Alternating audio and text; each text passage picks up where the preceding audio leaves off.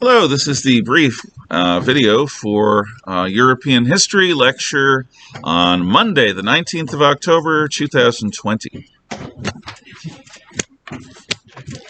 People are now returning their quizzes, which they took on Chapter 15, which is the unit survey that was due today, or the chapter survey.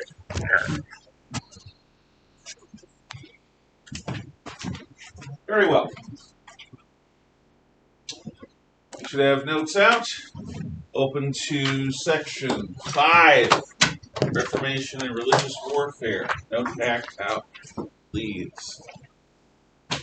On Friday, I lectured to you about prelude to the Reformation and the church and religion in general on the eve of the Reformation. There are two primary problems with the way priests and upper prelates are assigned. One of them is pluralism. What is it? Pluralism. Yes. It's when there's one priest living in an area who has control over multiple areas that he's not actually present. Right. As it's impossible to be two places at once, if you have two assignments, that's a problem. So don't do that. But the church did. Oddly enough, today's Catholic Church, which faces a priest shortage and has since Vatican II, there's a connection. There is. The Catholic Church today assigns one priest to, in typical regions, I know they were doing this in Maine, I think they may be doing this here, maybe not, to 3 or 4 parishes. And they rely on deacons and elders to carry the worship when the priest isn't there. So today, because of the priest shortage, at least in the first world, the difficulties getting a priest have required that priests now engage in pluralism because it's the only way to make sure that parishes stay open and people get to see priests at least once a month. Absenteeism. Gee, this is a difficult one. Pat Lee. What's absenteeism, do you think? Not being there. What does that mean, Ms. Woodworth? It's when a priest would be the priest in a different place. Yeah. Would you shut that fan off, Jackson? Oh, I'm sorry. Thank you. Yeah. You don't live there. Not only doesn't he live there, he visits maybe occasionally. So you have a priest assigned to an area that he never goes. Let's say you've got a little princeling who's part of a noble family, but he's fifth born. So he ends up working for the church. And, because he's not third or fourth born, he's not going to become a bishop. But you got to give him some kind of job. And was that self-indulgent of me? Yes, it was. My apologies. If you want to tell me a wonderful story about the son of the vice president, be my guest to do so. I'll look for hands. You've got some kid who's connected to a powerful family who's not very good at anything. So you basically appoint them, since he's working for the church, as priest of East Podunk. But he doesn't want to live in East Podunk because there's no life there. There's no culture there. It's just a bunch of farmers. So he's appointed to East Podunk, but he doesn't actually spend much time there at all. He spends the minimum time there absolutely required for him to be called priest of East Podunk.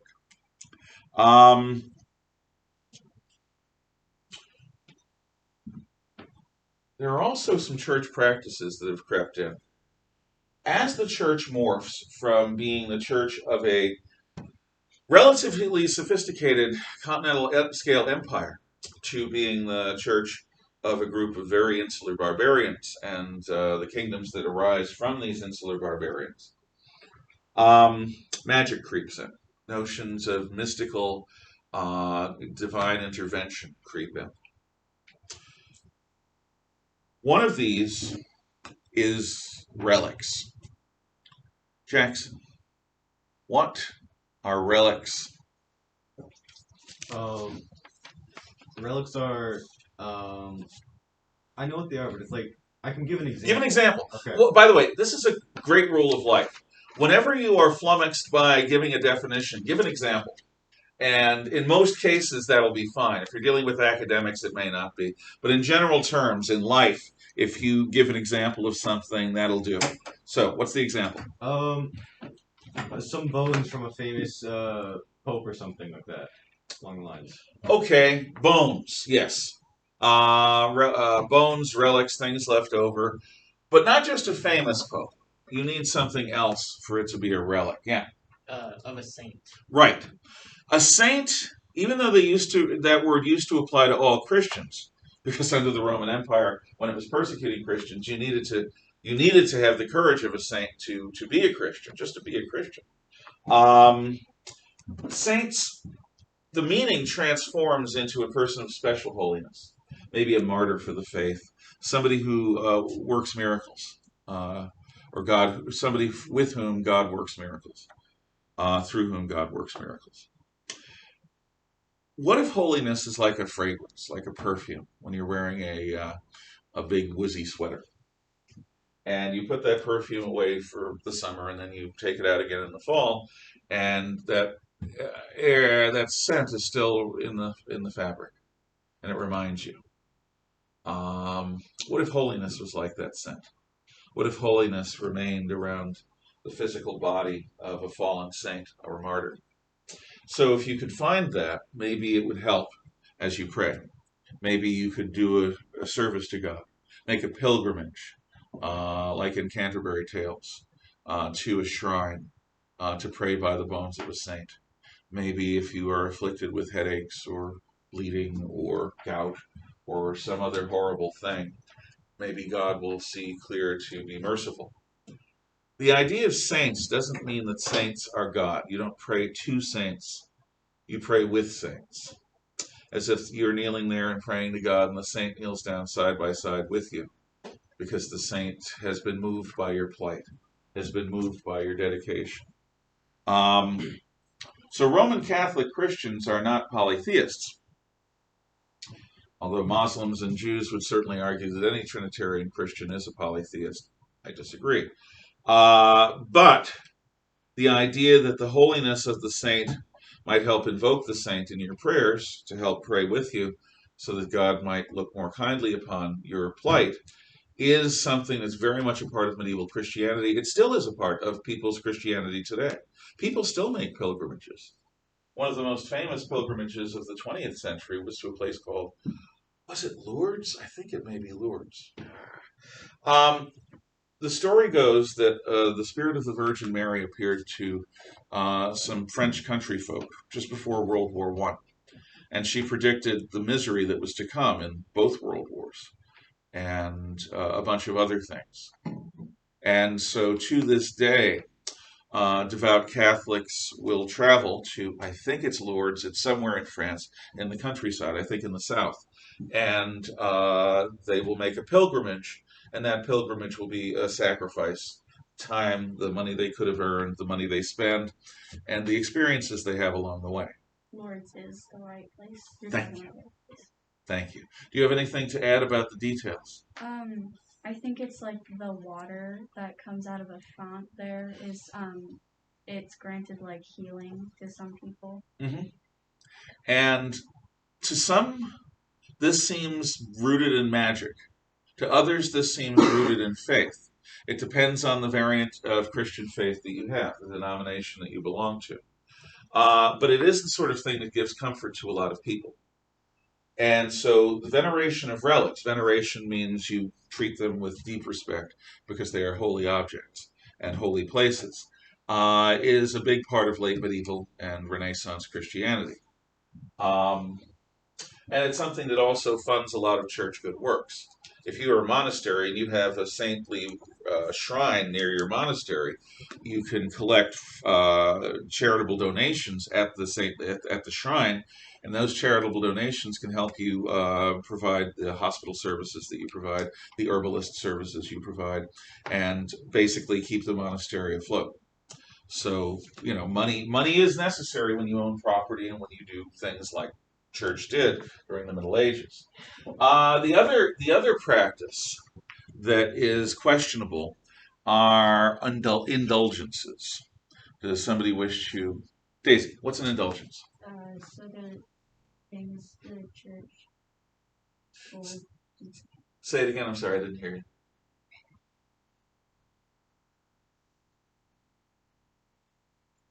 Take your time. My hearing is not the best.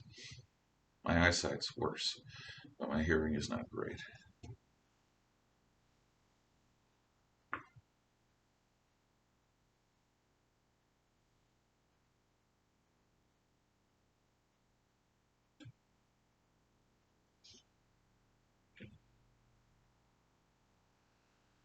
I presume you just wrote it down, so read what you wrote.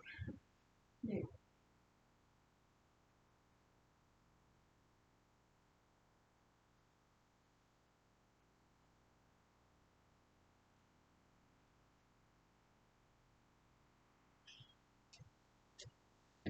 Can I see it?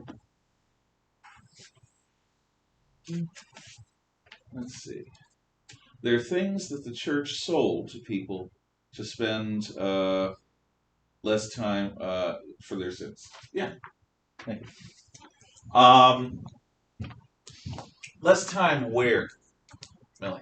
I guess in like a purgatory. In purgatory, exactly. And what is purgatory, Sam? Aside from charter.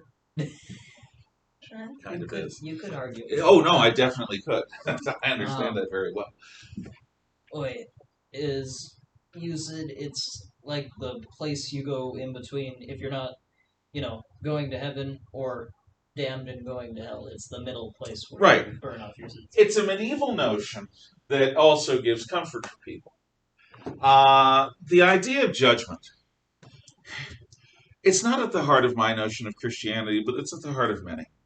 Many who call themselves Christians. The idea of, do you live your life in a righteous fashion worthy of heaven, or do you waste your life and are damned to hell?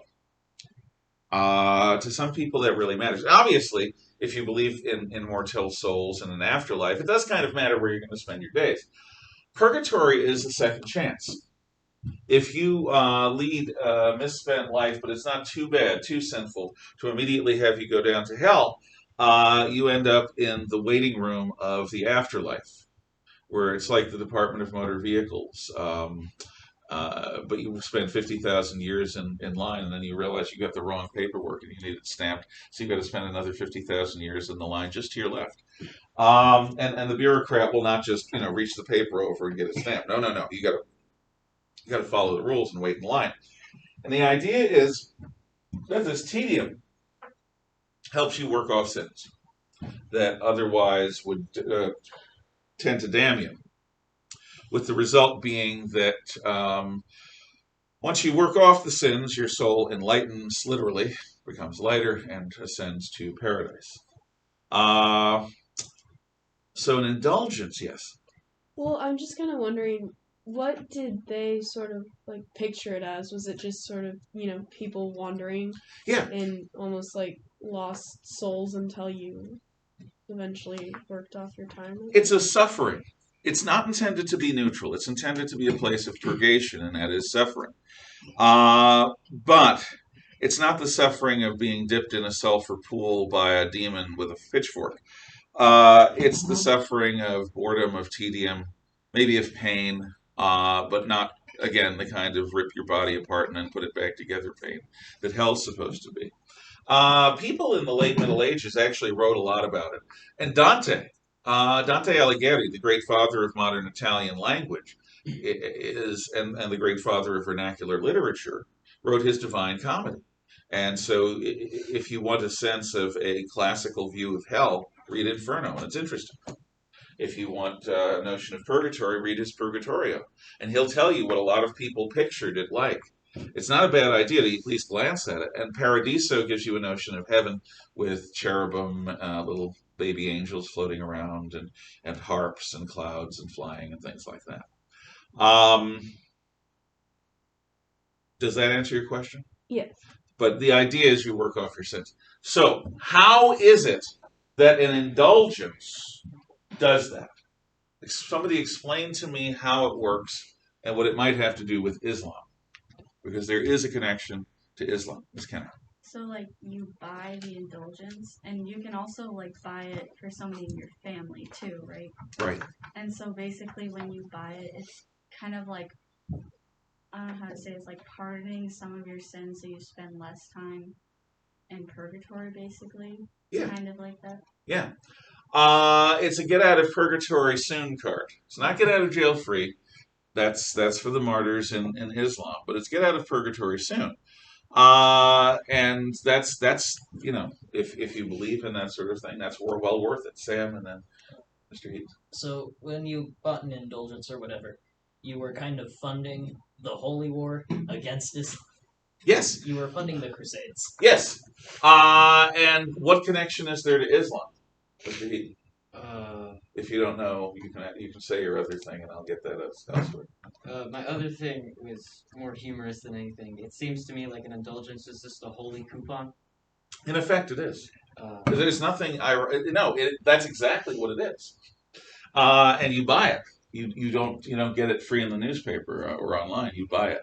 But it's well worth it if you love people and you don't want them to waste thousands and thousands of years in purgatory. The connection to Islam. Does anyone understand it, aside from that it funds crusades against Islam, among other things? Which is kind of funny from a historical point of view. Come on. Is this just because you're afraid of seeming unpolitically correct by saying something? Yes. So I don't know if this has to do anything with it, but didn't Islam believe that like if you fought for the war, you got to just go to their paradise? On the nose. That's exactly right. One of the things that Christians observe by being on the receiving end of Islamic holy war for 400 plus years before we start doing crusades is the strength that it gave people to risk their lives or give their lives in battle. Getting a lot of people to do that right here, right now, that's not an easy thing to do.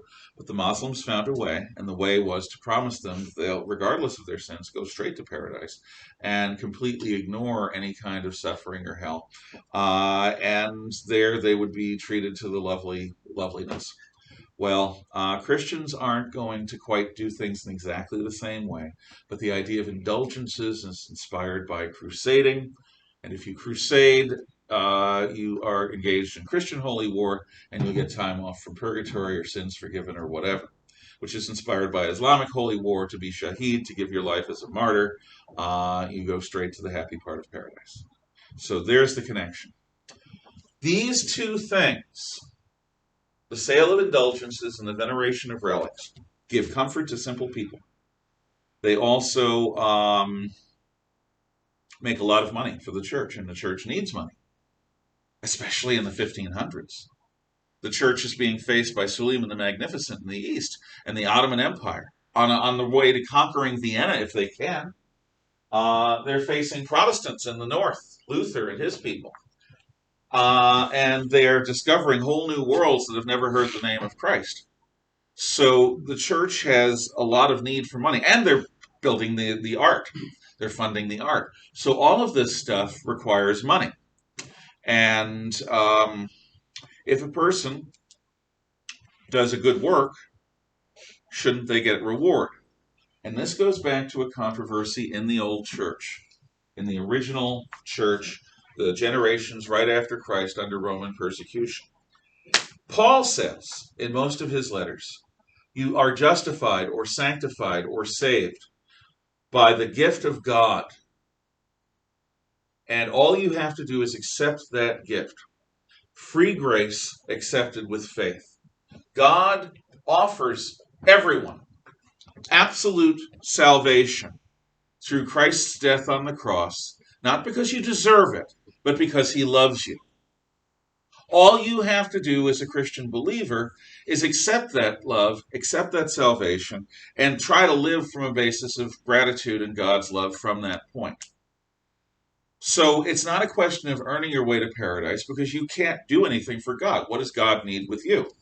God loves you freely and gives you the gift of salvation through his son's death. All you have to do is accept it. You don't have to worry about your salvation. It was earned 2,000 years ago on a cross. All you have to do is, having accepted that you have been given this amazing gift, live from a basis of Christian love and gratitude. That's sanctification through grace and faith alone. And Paul is big on that. Yes? Is it okay if I ask a question about the indulgences? Yeah, sure. So, do we know like how much it would cost for someone to buy? Depends on the indulgence. Some indulgences were very cheap. There's a comedy routine I may show you on that very topic. But if it's like anything else. You get what you pay for. So if you pay for a small indulgence, maybe you are forgiven from the sin of, I don't know, being curt with your neighbor, and that gives you a month off from purgatory. That's going to cost you a few pennies. But if you want to be forgiven for having an affair with your wife's sister over a 10, 20-year period of time, that's going to cost a lot more. And, you're still going to have to spend some time in purgatory, but you may get 50,000 years off if you're willing to really invest in that indulgence. Does that make sense? Okay. The alternative to that is sanctification by good works, or salvation, being saved by good works. And St. James, the brother of Jesus, talked a lot about this. And the idea was that good work, and this comes from the Jewish tradition. The Jewish tradition is big on charity. It's very big on giving of yourself. If you have money if you've been given much is expected of you. The idea of noblesse oblige, which is the Spider-Man thing. To those with great power come great responsibility. So you do good works. You work at the soup kitchen. You give money in charity. If you have old clothing, you give it away at the church charity clothing drive or whatever. You give of yourself. And those acts, those good acts, those charitable acts are remembered by God. And you can build a life of charitable works that God would look favorably upon when it comes time for your judgment. Paul never liked this idea because it seemed like earning your way to heaven, like God would owe you something. If you did a number of good works, that God would have to pay you for those. And the idea of having God be in your debt was just crazy to Paul. So this is going back and forth. And both the veneration of relics and especially the sale of indulgences tends to lead on the side of sanctification through good works. Here's where most Christians end up. You start out with the Pauline notion of sanctification or salvation by faith alone and the grace and free gift of God.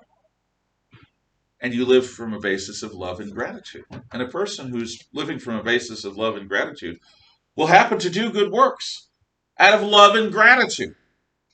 It's not to earn your way to heaven. It's because you've been saved, and you might as well share your joy in that by trying to help other people who are in trouble. But that is sort of like saying that God can work through evolution. Those people who are deeply invested in the argument don't like that kind of compromise. In any event, that's where we are. Martin Luther, his father, works in the mines and gives him an education in law. Luther has a first-class mind. He's from Saxony, which is in eastern Germany, in the south. Please get the shades.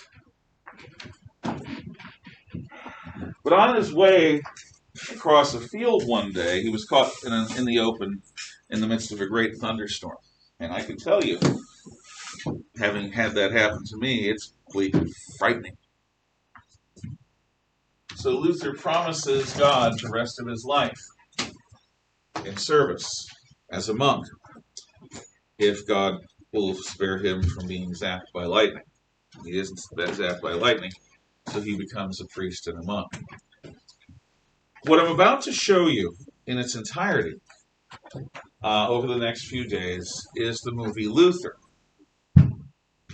There are a couple of movies based on the life of Martin Luther, both made by Lutherans.